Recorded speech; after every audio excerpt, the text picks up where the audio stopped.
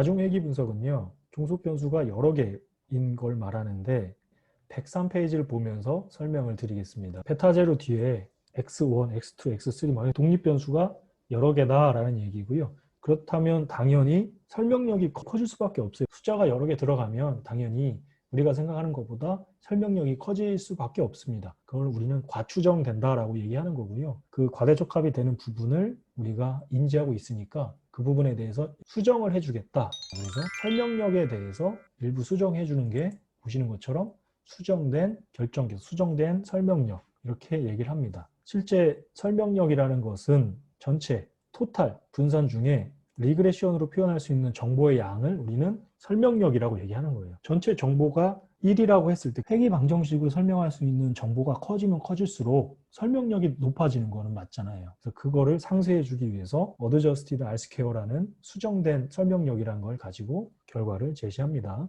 이때 수정된 R제곱은 N은 데이터 케이스라는 얘기는 행이 몇 개냐, N로, 여기서 K는 독립변수의 숫자는 몇 개냐, 여기에서 H0가 모든 회귀계수는 0이다. 그런데 적어도 하나의 회귀계수는 0이 아니다. not H0라고도 쓰기도 하지만 적어도 하나는 아니다라고 표현을 하는 게 맞는 표현 같습니다. 이 부분이 제가 앞서서 이론 배치 분산 분석하고 연결돼 있다고 말씀을 드렸습니다. 적어도 하나의 집단의 평균은 다르다. 그래서 달라서 뭐 했습니까? 사후 분석했어요. 적어도 하나는 0이 아니니까 변수를 선택하는 방법을 적용을 해야 됩니다. 그게 뭐죠? 전진, 후진, 단계 선택 이런 방법입니다. 입력이라고 되어 있는 거는 모든 변수를 한꺼번에 넣는 겁니다. 그래서 보통 지도 교수님들께서는 처음에 모든 변수를 넣고 가지고 오라고 하십니다. 그리고 그 이후에 스텝와이즈든 아니면 뭐 백워드든 포워드든 해가지고 결과를 같이 보자고 하실 겁니다. 변수를 선택할 때도 중요한 개념이나 상관관계, 여기서는 편상관관계라고 되어 있습니다. 아까 우리 편상관관계 잠깐 제가 보여드린 이유가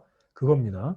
특정한 변수를 제외하고 나머지들의 관계성을 살펴보는 겁니다. 다중공선성에 대한 부분, VIF, 그리고 오토코릴레이션이라고 하는 자기 상관관계 이런 값들도 다중선형 회귀 분석을 한 이후에는 살펴보셔야죠. 이 다중공선성에 대한 부분은 독립변수 1과 종속변수의 관계, 독립변수 2와 종속변수의 관계, 종속변수와 오로지 독립변수들 두 개만 관계가 있어야죠. 독립변수 1과 독립변수 2는 서로 독립이어야 돼요. 서로 관계가 없어야 돼요.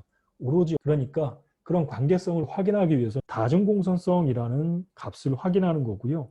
그래서 VIF라고 하는 이 분산 팽창 계수의 값이 10보다 작으면 다른 독립변수들과의 관계성이 없다, 독립이다 이렇게 얘기하는 거고요. 만약에 10보다 크면 어떻게 해야 될까요? 어떤 경우에는 표준화를 한 걸 가지고 이제 결과를 보기도 하고 어떤 경우에는 평균 중심화, 그래서 민 센터링이라고 얘기해서 좀 개별적인 값들에 대한 평균을 빼서 그걸 가지고 회귀 분석을 하는 경우도 있습니다. 민 센터링은 종속 변수는 잘 안 하고요. 보통 독립 변수를 많이 진행을 합니다. 아니면 제일 간단하게 할 수 있는 방법은 그런 VIF가 10을 넘어가는 변수만 날리는 겁니다. 그러면 실제 독립 변수가 10개였는데 독립 변수가 9개 또는 8개 이렇게 줄어들 수가 있다는 거죠. 그런 부분들은 고려를 해야 됩니다. 자기 상관관계 더비나슨 값을 가지고 확인을 하고요. 더비나슨 값이 0에 가까우면 양의 관계가 있다. 4에 가까우면 음의 관계가 있다. 2에 가까우면 독립성이 있다. 사실은 세스나 R이나 더비나슨 값을 출력을 했을 때 P값을 같이 볼 수 있습니다. SPSS 회귀 분석 모듈 안에서는 그게 안 나옵니다. 그러니까 시계열 분석 모듈로 들어가서 거기에서